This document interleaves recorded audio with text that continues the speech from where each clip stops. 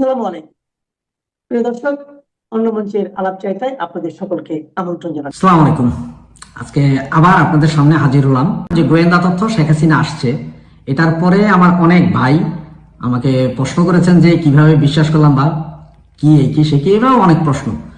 তো আমি সকলের উদ্দেশ্যে একটা কথা বলতে চাচ্ছি যে আমি আপনাদেরকে বলছি না যে আমাকে 100% বিশ্বাস করেন। তো আমার কাছে কিছু প্রমাণ, পর্যাপ্ত প্রমাণ এবং কিছু জিনিস থাকার কারণে হয়তো আমি আপনাদের সামনে এসে ওটা খোলাসা করে দিচ্ছি যে কি হচ্ছে বা কি হতে যাচ্ছে। এখানে বিশ্বাস অবিশ্বাসের ব্যাপার না। আমি যেমন আওয়ামী পরিবারের সন্তান এবং আওয়ামী লীগ করে আজীবন, আপনারাও সকলে যারা আমাকে সাবস্ক্রাইব করছেন, যারা শুনছেন, সকলে আওয়ামী লীগ করেন এবং আওয়ামী পরিবারের সন্তান। আপনারা সকলেই কষ্টে আছেন, এটা আমি জানি। আমার অনেক ছোট ছোট ভাই, আমার অনেক বন্ধু, তারা আজকে বছর খানিক ধরে তারা নিজের বাড়িতেও নেই, অনেক হয়তো মা বাবার হাতের খাওয়ার যে কি টেস্ট সেটাও ভুলে গেছেন। আমি এটা বুঝতে পারি। আমি আপনাদের সাথে আমিও সমবেত।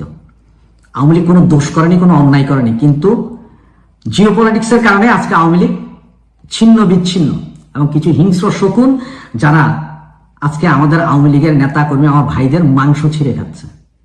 আজকে থাম্বনেলটা দেখে আপনারা তো বুঝতে পারছেন আমি কি বলছি। তো শেখ হাসিনা কবে আসবেন এটা জানার আগে বা এটা বুঝার আগে একটা জিনিস আপনাদেরকে একটু বলি, যে শেখ হাসিনা যে আসবেন সেটা যেমন সত্য, এবং শেখ হাসিনা যে এখনো প্রধানমন্ত্রী সেটাও সত্য। এবং সবচেয়ে বড় কথা হচ্ছে শেখ হাসিনা আসলে, এই মুহূর্তে আসলে আমরা ওনাকে কিভাবে রিসিভ করবো এবং কিভাবে নিরাপত্তা দিব।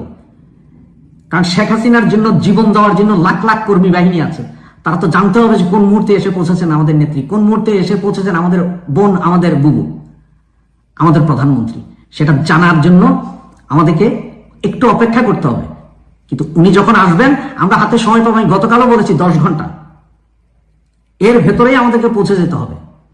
এবং একটা ইঙ্গিত দিয়ে রেখে আপনাদেরকে কিভাবে শেখ হাসিনা আসছে সেটা বুঝবেন। শেখ হাসিনা কিভাবে আসছে জানেন? যেই দিনই আপনারা দেখবেন যে হয়তো ফেসবুক লাইভ বা হোয়াটসঅ্যাপ লাইভে ভিডিও কলে উনি কোনো বার্তা দিচ্ছেন, বা কোনো টিভি চ্যানেলকে, বিদেশের কোনো টিভি চ্যানেলকে উনি বার্তা দিচ্ছেন সরাসরি ওনার চেহারা দেখিয়ে, সেদিনই বুঝে যাবেন যে এরপর থেকে 12 ঘন্টার ভিতরে আমাদের প্রধানমন্ত্রী, আমাদের বুবু, আমাদের নেত্রী, আমাদের বোন এই দেশে আসছেন। আমরা তৎক্ষণাৎ প্রস্তুতি নিতে হবে। এর আগে কোন গোয়েন্দা সংস্থা বা অমুক তমুক বলছে এটাকে বিশ্বাস করার কোনো কারণ নেই। কারণ উনি কখন কিভাবে হাজির হবেন সেইটা জানা উনি এবং এক উপর আল্লাহ ছাড়া আর কেউ জানে না। সুতরাং আপনারা সবাই প্রস্তুতি ওভাবেই নেন যে কিভাবে আমরা আমাদের মাননীয় প্রধানমন্ত্রীকে অভ্যর্থনা জানাবো, কিভাবে ওনার নিরাপত্তা শতভাগ নিশ্চিত করব।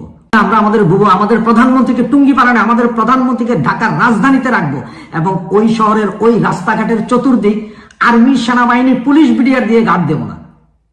আমরা এক একটা ভাই সেদিন পাথরের দেওয়াল হয়ে দাঁড়িয়ে যাব। এয়ারপোর্ট থেকেও নামার সাথে সাথে আমরা পাথর হয়ে দাঁড়াবো, যে ওখানে যদি আমাদের কামান দিয়ে গুলিও করা হয় তা তো আমরা পিছু হটবো না। এই জিনিসটাই একটু স্মরণ রাখতে হবে। সুতরাং যে যার যার মতন প্রস্তুতি নিন। এবং আমি আগেও আপনাদেরকে বলেছি, এখনো আপনাদেরকে বলছি, ভাই আগামী 8 তারিখ পর্যন্ত একটা ক্রুশিয়াল মুভমেন্ট। এরা এমন একটা মেসাকার তৈরি করার চেষ্টা করছে যেটাতে আমাদের মনোবল ভেঙে যাবে। সুতরাং সবাই নিরাপদ দূরত্বে থাকুন। এবং একটা জিনিস মনে রাখেন, 2 তারিখ থেকে 5 তারিখের ভেতরে ঢাকা শহরের কোনো ছোটখাটো বড় হোটেলে কেউ থাকবেন না। কারণ প্রতিটা হোটেল, প্রতিটা মোটেলে রেট দেওয়া হবে। যদি কেউ ঢাকা শহরে থেকে থাকেন, আমার ভাই বন্ধু যারা আছেন বা আমার সহযোদ্ধা যারা আছেন, তারা ঢাকা শহরের আশপাশে কোনো বাড়ি ঘরে থাকেন, মেস লজিং এ থাকেন, হোটেলে নয়। হোটেল নিরাপদ নয় আগামী 11 তারিখ পর্যন্ত। এটাই হচ্ছে যে আপনাদের জন্য আমার সবচেয়ে বড় বার্তা। এবং মনে রাখুন যে খুব সহসা আমাদের মাননীয় প্রধানমন্ত্রী এই বাংলাদেশে এসে হাজির হচ্ছেন, এবং ওনাকে রিসিভ করার জন্য সেই দিন আমরা বাংলাদেশের ইতিহাসের সর্ববৃহৎ ঢল দেখাবো। সেই দিন 10 ঘন্টার ভেতরে আমরা যেভাবে পারি সেভাবেই ঢাকা শহরে পৌঁছবো। ধন্যবাদ। জয় বাংলা, জয় বাংলা। দর্শক, 28শে জানুয়ারি আমাদের ভিডিওর শিরোনাম ছিল হ্যাঁ ভোটের মিশন, আমলাদের জেলাতঙ্ক, মুখোমুখি ইসি ও সরকার। ওই ভিডিওতে আমরা বলেছিলাম সরকার ও সরকারের উপদেষ্টারা আর প্রধান উপদেষ্টার বিশেষ সহকারী ও হায়ার জরুর সংবিধানের খসড়ার উদ্ভাবক আলী রিয়াজ প্রকাশ্যে হ্যাঁ ভোটের প্রচারে যে কোমর বেঁধে মাঠ কাঁপিয়ে বেড়াচ্ছেন সেটি আইনত দণ্ডনীয় অপরাধ। ওই ভিডিওর প্রচারের একদিনের মধ্যে ঘুম ভেঙেছে নির্বাচন কমিশনের। চোখ কষলে তারা জারি করেছে নির্দেশনা, সরকারকে দেয়া চিঠিতে দিয়েছে মহা হুঙ্কার। নির্বাচন পরিচালনার জন্য দণ্ডমুণ্ডের দায়িত্বপ্রাপ্ত সংস্থাটি বলছে, হ্যাঁ বা না এর পক্ষে সরকারি কর্মকর্তা কর্মচারীদের প্রচার চালানোর কোনো সুযোগ নেই। যদি চালায় সেটি হবে দণ্ডনীয় অপরাধ। ইসির এমন চিঠির পর হায়ার সংবিধানের প্রবক্তা আলী রিয়াজ নিজেদের অপরাধ ঢাকতে সুর পাল্টে ফেলেছেন। আগে তিনি দাবি করেছিলেন, বড় বড় আইনজীবী আর সংবিধান বিশেষজ্ঞরা রায় দিয়েছেন হ্যাঁ ভোটের পক্ষে প্রচার চালাতে কোনো বাধা নেই। কিন্তু ইসির চিঠির পর তিনি বলছেন আইন বিশেষজ্ঞদের সাথে কথা বলে বিস্তারিত জানাবেন। অধ্যাপক আলী রিয়াজ যতই নতুন কোনো ব্যাখ্যা খুঁজুক না কেন, সূত্রগুলো বলছে ইতিমধ্যে দণ্ডযোগ্য অপরাধে জড়িয়ে গেছে অধ্যাপক ইউনূস প্রশাসনের সর্বোচ্চ পর্যায়ের অনেক কর্তা ব্যক্তি। প্রশ্ন উঠেছে, সরকারের শীর্ষ পর্যায় থেকে শুরু করে মাঠ পর্যায়ে যেসব কর্মকর্তা 1.5 মাস ধরে যে আইন লঙ্ঘন করলেন তার প্রতিকার কিভাবে হবে? সেই সঙ্গে কোটি কোটি টাকা মৎস্যবের দায় চাপবে কাদের ঘাড়ে? সূত্রগুলো বলছে সরকারের কর্মকাণ্ডের বৈধতা চ্যালেঞ্জ এবং শাস্তি দাবি করে শিগগিরই রিট দায়ের হতে পারে উচ্চ আদালতে। হ্যাঁ ভোটের প্রচারে সরকার যে 6 মন্ত্রণালয়কে 140 কোটি টাকা বরাদ্দ দিয়েছে তা নিয়ে পড়েছে মহাবিপদে। ইসির চিঠি পাওয়ার পর সরকারের বেশ কয়েকজন উপদেষ্টা যারা এতদিন হ্যাঁ ভোটের প্রচারে আদা জল খেয়ে নেমেছিল, তারা এখন এমন অজ্ঞতার জন্য অধ্যাপক রিয়াজকে দায়ী করছেন, খুঁজছেন আইনি জটিলতা থেকে পার পাওয়ার পথ। সবকিছু ঠিকঠাক থাকলে 12ই ফেব্রুয়ারি জাতীয় সংসদ নির্বাচনের পাশাপাশি হবে জুলাই সনদের উপর গণভোট। এই সনদে 80টিরও বেশি সংস্কার প্রস্তাব রয়েছে, যার মধ্যে 49টি প্রস্তাব সরাসরি সাংবিধানিক পরিবর্তনের সঙ্গে সম্পর্কিত।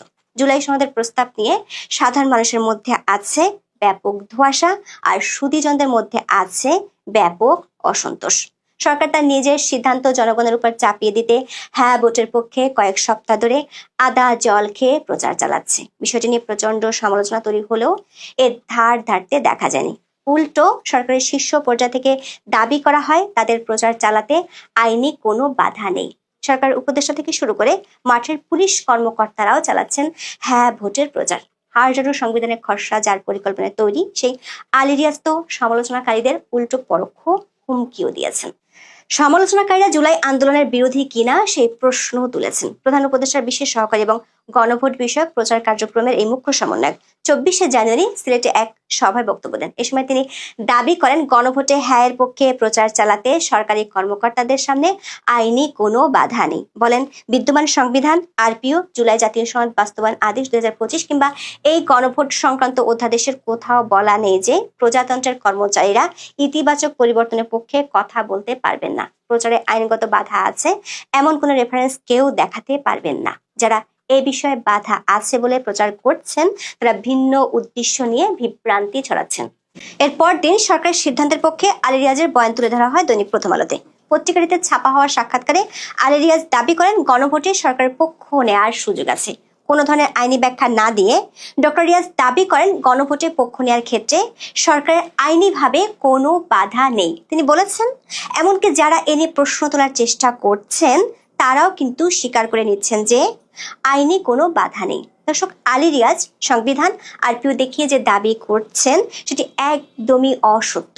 এটি যে মিথ্যাচার তার নতুন করে প্রমাণ হলো নির্বাচন কমিশনের আনুষ্ঠানিক নির্দেশনার মাধ্যমে। ইসির নির্দেশনায় বলা হয়, গণভোটে সরকারি কর্মকর্তা ও কর্মচারীরা হ্যাঁ বা না এর পক্ষে প্রচার চালাতে পারবেন না। শুধু তাই নয়, গণভোট অধ্যাদেশ ও গণপ্রতিনিধিত্ব আদেশ অনুযায়ী সরকারি কর্মকর্তাদের পক্ষ নেওয়া দণ্ডনীয় অপরাধ বলেও সতর্ক করেছে ইসি। অর্থাৎ আলী রিয়াজের দাবি ধুলোয় মিশে গেছে ইসির এই নির্দেশনায়। আলী রিয়াজ অবশ্য এখন সুর পাল্টে ফেলেছেন। 18 জানুয়ারি দৈনিক বণিক বার্তায় প্রকাশিত খবরে দেখা যাচ্ছে, আলী রিয়াজ বলেছেন, সংবিধান বিশেষজ্ঞ, সাবেক বিচারপতি ও সংশ্লিষ্ট আইনজীবীদের সঙ্গে আলোচনায় এক বাক্যে মত পেয়েছি, গণভোটে হ্যাঁ ভোটের পক্ষে প্রচারে প্রজাতন্ত্রের কর্মচারীদের উপর আইনগত নিষেধাজ্ঞা নেই। ইসি চিঠি পাওয়ার পর যখন সংবিধানকে আলী রিয়াজ নতুন করে জানতে পারলেন, তখন দৈনিক সমকালকে বলেছেন তারা নির্বাচন কমিশনের চিঠি পেয়েছেন, আইন বিশেষজ্ঞদের সঙ্গে কথা বলে বিস্তারিত জানাবেন। আলী রিয়াজের পাশাপাশি প্রধান উপদেষ্টার বহুল আলোচিত প্রেস সচিব হ্যাঁ ভোটের পক্ষে অবস্থান জানিয়ে তো বলেই দিয়েছিলেন, যারা গণভোট নিয়ে সমালোচনা করছেন তাদের জানার পরিধি কম। এমনকি সরকারি প্রচারের পক্ষে আইন বিশেষজ্ঞরা কোনো সমস্যা দেখছেন না বলেও দাবি করেছিলেন। ইসির চিঠির অনুলিপি 29শে জানুয়ারি মন্ত্রিপরিষদ সচিব, প্রধান উপদেষ্টার মুখ্য সচিব সহ সংশ্লিষ্ট সবার কাছে পাঠানো হয়। ইসি সরকারকে ঘায়েল করছে সরকারেরই করা অধ্যাদেশ দিয়ে। ইসি বলছে, বর্তমান অন্তর্বর্তী সরকারের জারি করা 2025 সালের গণভোট অধ্যাদেশের 21 ধারা এবং 1972 সালের আরপিওর 86 অনুচ্ছেদ অনুযায়ী সরকার নিজের সর্বনাশ নিজেই ডেকে আনছে। 2025 সালের গণভোট অধ্যাদেশের 21 ধারায় বলা হয়েছে, 1972 সালের আরপিওতে যেসব কাজকে অপরাধ ও নির্বাচনী আচরণবিধির লঙ্ঘন হিসেবে উল্লেখ করা হয়েছে, সে কাজগুলো গণভোটের ক্ষেত্রে করলে একই অপরাধ ও আচরণবিধির লঙ্ঘন হবে। আরপিওর 86 অনুচ্ছেদে বলা আছে, প্রজাতন্ত্রের কর্মে নিযুক্ত কোনো ব্যক্তি কোনোভাবে নির্বাচনের ফলাফল প্রভাবিত করার উদ্দেশ্যে তার সরকারি পদমর্যাদার অপব্যবহার করেন, তাহলে সেটি হবে দণ্ডনীয় অপরাধ। ইসির চিঠিতে বলা হয়েছে, এসব বিধান অনুযায়ী প্রজাতন্ত্রের কর্মে নিয়োজিত কোনো ব্যক্তি গণভোট বিষয়ে জনগণকে অবহিত ও সচেতন করতে পারবেন, তবে তিনি গণভোটে হ্যাঁয়ের পক্ষে বা নায়ের পক্ষে ভোট দেওয়ার জন্য জনগণকে আহ্বান জানাতে পারবেন না, কারণ এ ধরনের কার্যক্রম গণভোটের ফলাফলকে প্রভাবিত করতে পারে। এটি একটি দণ্ডনীয় অপরাধ হিসেবে গণ্য হবে। এই অপরাধের তাহলে শাস্তি কি? আরপিওতে বলা আছে, সর্বোচ্চ 5 বছর, সর্বনিম্ন 1 বছর এবং অর্থদণ্ড দেওয়া যাবে। এসব বিধান অনুসারে প্রয়োজনীয় ব্যবস্থা নিতেও বলেছে ইসি। প্রশ্ন হলো, এই ব্যবস্থা কাদের বিরুদ্ধে নেওয়া হবে? ইসি নির্দেশনার একদিন আগেও একটি ভিডিও পোস্ট করা হয় প্রধান উপদেষ্টার ফেসবুক পেজে। এতে গণভোটে হ্যাঁ ভোট দেওয়ার আহ্বান জানানো হয়েছে। একই ধরনের আহ্বানের একাধিক পোস্ট রয়েছে কয়েক সপ্তাহে। অবাক করা বিষয় হলো, ইসির নির্দেশনা পাওয়ার পরেও সেসব পোস্ট বহাল তবিয়তে প্রদর্শিত হচ্ছে প্রধান উপদেষ্টার ফেসবুক পেজে। অর্থাৎ আইনের গরু ইসির চিঠিতে দেখা যাচ্ছে, কিন্তু বাস্তবে কোনো প্রয়োগ নেই। এভাবে সর্বোচ্চ পর্যায় থেকে আইন লঙ্ঘনের উদাহরণ তৈরির মধ্যেই অনুষ্ঠিত হতে যাচ্ছে কথিত ইতিহাস সেরা নির্বাচন। দর্শক, নির্বাচনের তফসিল ঘোষণার পর ভোটের মাঠ নিয়ন্ত্রণে রাখার পূর্ণ কর্তৃত্ব ইসির হাতে।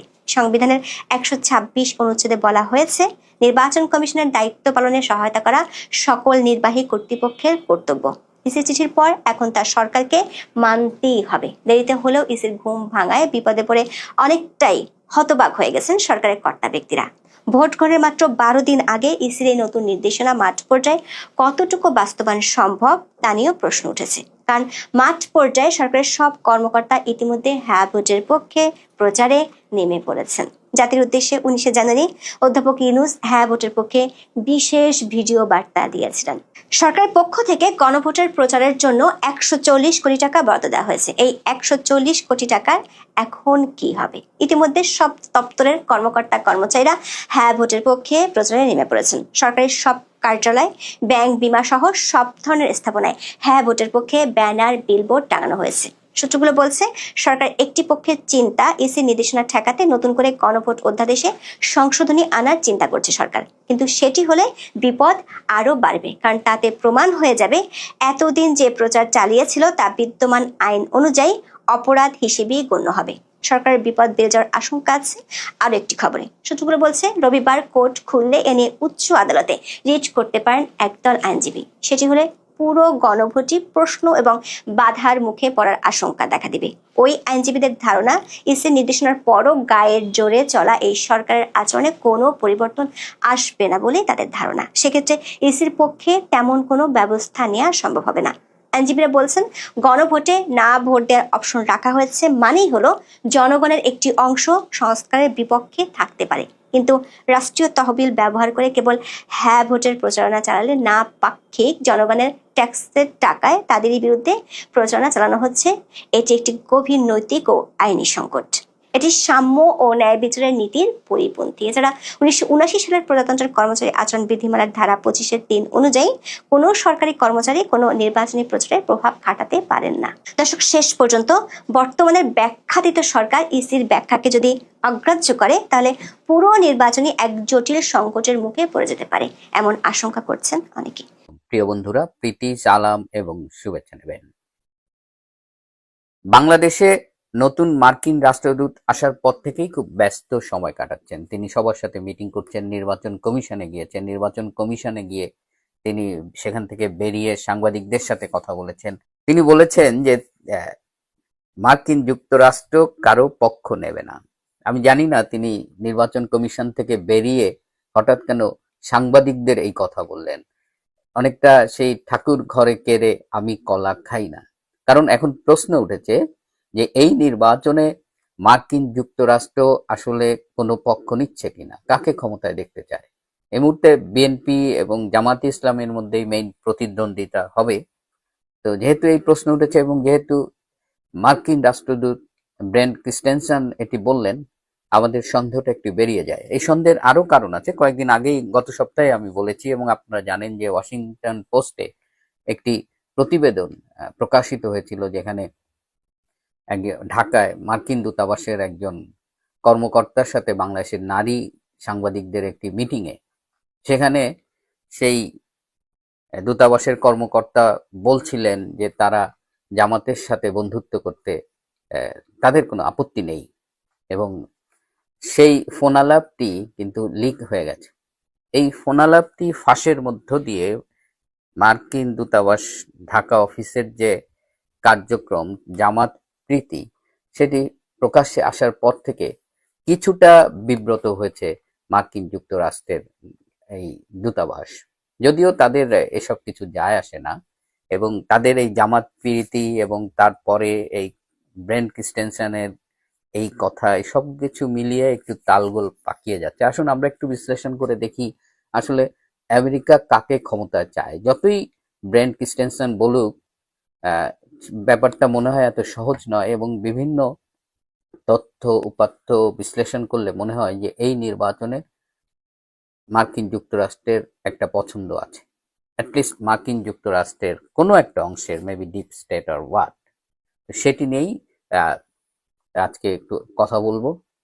এইখানে আমেরিকা জামাত বা বিএনপিকে যে চায় কি চায় না, এর পেছনে মূল কারণটা কি একটু আলোচনা করি। যে আপনারা জানেন এই মুহূর্তে বিএনপিতে তারেক রহমানের পরে খুব শক্ত অবস্থানে রয়েছেন সালাউদ্দিন আহমেদ, যাকে অনেকে শিলং সালাউদ্দিন বলে থাকেন।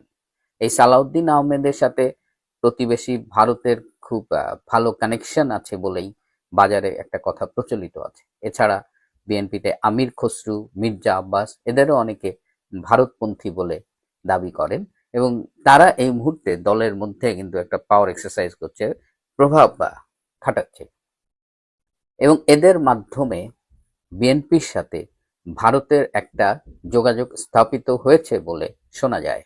যদিও বিএনপি আজীবন ভারত বিরোধিতার কথা বলেই রাজনীতি করেছে, তাদের রাজনীতির অন্যতম মূল একটা ডোমেইন হলো ভারত বিরোধিতা। তো সেই ভারত বিরোধিতার রাজনীতি করা বিএনপি ভারতের সাথে একটি যোগাযোগ স্থাপন করেছে, এবং অনেকেই বলেন যে তারেক রহমান যে বাংলাদেশে ফিরেছেন দীর্ঘ নির্বাসন শেষে, এবং জুলাই অভ্যুত্থানের এই যে জঙ্গি অভ্যুত্থানের পরেও তিনি এত সময় নিয়েছেন দেশে ফিরতে, এর মূল কারণ ছিল তার কিছু ক্লিয়ারেন্স ছিল না, এবং ভারত তাকে ক্লিয়ারেন্স দেওয়ায় তিনি ফিরেছেন। সুতরাং এই নির্বাচনে যেহেতু আওয়ামী লীগ মাঠে নেই, সম্ভবত ভারতের একটা পছন্দ হলো বিএনপি, অ্যাটলিস্ট ওভার জামাত। তারা বিএনপিকে প্রেফার করে বলেই অনেক রাজনৈতিক বিশ্লেষক মনে করেন। এই জায়গাতেই মার্কিন যুক্তরাষ্ট্রের আপত্তি। মার্কিন যুক্তরাষ্ট্র চায় এই মুহূর্তে বাংলাদেশে একটি অ্যান্টি ইন্ডিয়ান গভর্নমেন্ট থাকুক। এই রাজনীতির এই খেলাগুলো বুঝতে আমাদের মতো আমজনতাদের খুব কষ্ট হয়। আপনারা দেখেন যে প্রতিদিন ভারতের প্রতিনিধি দলের সাথে আমেরিকার কোনো না কোনো প্রতিনিধি দলের মিটিং হচ্ছে। এই ডিফেন্স চুক্তি তো স্বাক্ষরিত হয়েছে এই 10 বছরের, আবার বাণিজ্য চুক্তি আজ হয় কাল হয় শুনছি, আবার ট্রাম্প ভারতের উপরে ট্যারিফ বাড়িয়ে দিচ্ছে। সুতরাং ভারত এবং আমেরিকার সম্পর্কটা সরল রৈখিক তো নয়, বরং এটি ঠিক বোঝা যাচ্ছে না। আবার সারা বিশ্ব আমেরিকার থেকে কিন্তু একটু একটু করে দূরে সরে যাচ্ছে, আমি আগেও বলেছি, এবং বিভিন্ন উদ্যোগগুলোয় ভারত একটা গুরুত্বপূর্ণ ভূমিকা পালন করছে। যেমন ধরেন ব্রিক্স, যেখানে ভারত আছে, রাশিয়া আছে, চায়না আছে, সাউথ আফ্রিকা আছে, এখানেও কিন্তু ভারত খুব গুরুত্বপূর্ণ ভূমিকা পালন করছে। আবার ইউরোপ সম্প্রতি ভারতের সাথে একটা চুক্তি করলো, আবার ইউকে ভারতের সাথে একটা চুক্তি করেছে, আবার চায়না ভারতের সাথে সম্পর্কটা উন্নয়ন করার চেষ্টা করছে, আবার রাশিয়া, ইরান, এদের সাথে ভারতের একটা সম্পর্ক আছে। এই সব হিসাবগুলো কিন্তু আমেরিকার খুব ভালোভাবে নেয় না। যে সম্পর্কটি খুব বন্ধুত্বপূর্ণ হওয়ার কথা ছিল, বিশেষ করে ট্রাম্প এবং মোদির মধ্যে যে ব্যক্তিগত সম্পর্ক ছিল, এবং ট্রাম্প নির্বাচিত হবার পেছনে এই মোদি ট্রাম্প বন্ধুত্বটা যে ভূমিকা রেখেছিল, সেই জায়গা থেকে প্রথমেই সরে গেছে ট্রাম্প। এবং ট্রাম্প যেভাবে আমেরিকাকে তার সুপ্রিমেসিকে ঝুঁকির মধ্যে ফেলছে, এবং সেই ঝুঁকিতে পড়ার মধ্যে তার যে প্রতিপক্ষ তারা সবাই ভারত কেন্দ্রিক। তো এই জায়গায় আমেরিকা চাচ্ছে না যে বাংলাদেশে একটা প্রো ইন্ডিয়ান গভর্নমেন্ট হোক। এই হিসেব থেকেই কিন্তু আমেরিকা বিএনপির চাইতে জামাতকে ক্ষমতায় দেখতে চাইছে। কারণ জামাত আসলে জামাতের মাধ্যমে ভারতের বিরুদ্ধে একটা প্রেসার কন্টিনিউয়াসলি রাখা যাবে। এই ধরেন ভারতের যে বিরুদ্ধে যে বিচ্ছিন্নতাবাদী গ্রুপগুলো আছে, এই যে পরেশ বড়ুয়ার উল্ফা বা এরকম নর্থ ইস্ট স্টেটে বেশ কিছু বিচ্ছিন্নতাবাদী গোষ্ঠী আছে, তাদের বাংলাদেশ থেকে একটু হাওয়া দেওয়া যাবে, ভারতকে একটু ডিস্টার্ব করা যাবে, ভারতের ঘাড়ের উপরে নিঃশ্বাস ফেলা যাবে। এবং এর ফলে ভারতকে এই এন্ডে, যেখানে শেখ হাসিনার সরকার থাকাকালীন ভারতকে কিন্তু এই এন্ডের নিরাপত্তা নিয়ে মাথা ঘামাতে হয়নি, কিন্তু এখন বাংলাদেশ থেকে জঙ্গি হামলা রপ্তানি করা হবে, ভারতের বিচ্ছিন্নতাবাদী গোষ্ঠীদের দিয়ে ভারতকে ডিস্টার্ব করা হবে, এবং এর মধ্য দিয়ে ভারতকে একটা চাপের মধ্যে ফেলার একটা চেষ্টা আমেরিকা করবে বলে অনেকের ধারণা।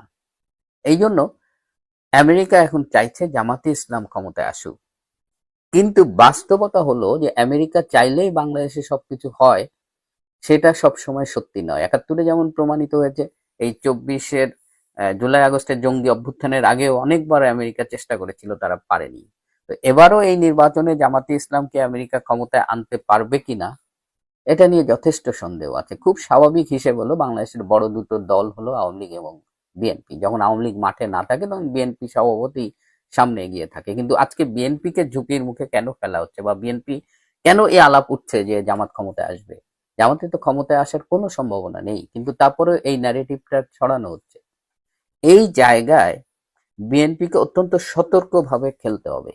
রাজনীতির মাঠে বিএনপি কতখানি ম্যাচিউরিটির সাথে খেলবে সেটা নিয়ে আমার ব্যক্তিগত কিছু পর্যবেক্ষণ আছে, কিন্তু সেটা নিয়ে আমি আরেকদিন আলাপ করব। কিন্তু এই মুহূর্তে আমেরিকা চাইছে প্রথমত বাংলাদেশে একটি ভারত বিরোধী সরকার হোক, এবং এই ভারত বিরোধী সরকার করতে গিয়ে তারা বিএনপি চাইতে জামাতকে বেশি প্রেফার করছে। বিএনপি এই মুহূর্তে ভারতের সাথে একটা আন্ডারস্ট্যান্ডিং করে ক্ষমতায় যাওয়ার চেষ্টা করছে, এবং ক্ষমতায় যাওয়ার পরে ভারতের সাথে এই বন্ধুত্বপূর্ণ সম্পর্ক বজায় রাখবে কিনা সেটাও কিন্তু একটা প্রশ্ন। এই বিষয়টা নিয়ে আমি সম্প্রতি আমার একটা কানেকশন আছে একজন আমেরিকান এক্স ডিপ্লোম্যাটের। তিনি মাঝে মধ্যে আমাদের আগ্রহের কারণেই বাংলাদেশ সম্পর্কে কথা বলেন, এবং তারও বাংলাদেশ একটা আগ্রহের জায়গা। তিনি এই তথ্যটি আমাদের দিয়েছেন, এবং তিনি বলেছেন যে এই কারণে এতক্ষণ যেটা বললাম সেটা আসলে আমাদের সেই বন্ধুর কাছ থেকে পাওয়া।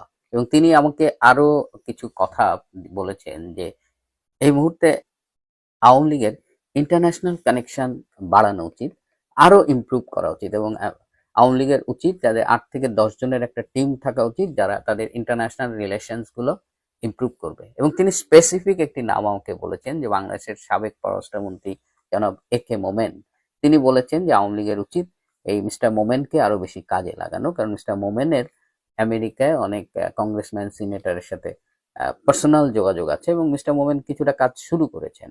আমার কাছে এই দুটো অ্যাডভাইস খুব ইম্পর্টেন্ট মনে হয়েছে, এবং আওয়ামী লীগ চাইলে এই দুটো অ্যাডভাইস বিবেচনা করতে পারে। তো দেখা যাক আমেরিকা যে ভারত বিরোধী একটা চক্রান্ত করছে, একদিকে ভারতের সাথে বন্ধুত্বের নাটক করছে, বা আমরা দেখতে পাচ্ছি আরেকদিকে বাংলাদেশকে ভারতের বিরুদ্ধে কাজে লাগাচ্ছে। প্রিয় বন্ধুরা, আজ এ পর্যন্তই, ভালো থাকবেন।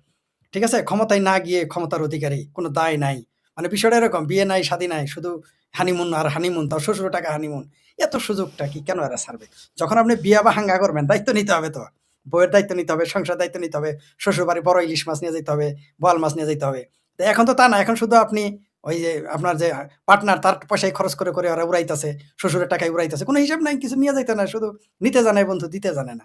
আর যেটা আপনি বলেন ইসলামী সেনা, আসলে এটা হবে পাকিস্তানি সেনা। আমি ইসলামী সেনা বলতে নারাজ, কারণ বাংলাদেশের তো মুসলমানই মনে করে না আরবরা, এমনকি পাকিস্তানিরাই আমাদের মুসলমান মনে করে না, যদি খোদ পাকিস্তানিরাই আবার আরবরা মুসলমান মনে করে না। তো এটা ইসলামী সেনা না, এটা হচ্ছে পাকিস্তানি সেনা পয়দা করতেছে। এটা লিখলে আরো ভালো হইতো, ইসলামী সেনার জায়গায় পাকিস্তানি সেনা বা মুসলিম জঙ্গি এগুলো লিখলে ভালো হইতো।